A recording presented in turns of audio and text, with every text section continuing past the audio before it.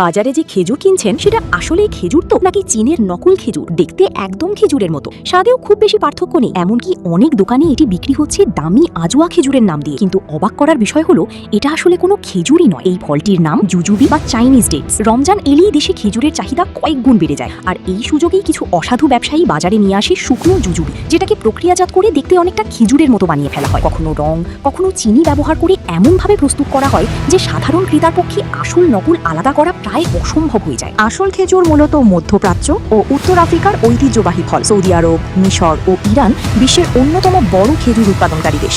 বাংলাদেশের রমজান মাসে বিশেষ করে আজওয়া, মরিয়ম, মাবরুম ও সাফাও জাতের খেজুরের চাহিদা থাকে সবচেয়ে বেশি। এর মধ্যে আজওয়া খেজুর ধর্মীয় গুরুত্বের কারণে সবচেয়ে জনপ্রিয়, আর এই জনপ্রিয়তার সুযোগেই অনেক সময় চীনের জুজুবিকে আজওয়ার নাম দিয়ে উচ্চ মূল্যে বিক্রি করা হয়। তাহলে চিনবেন কিভাবে?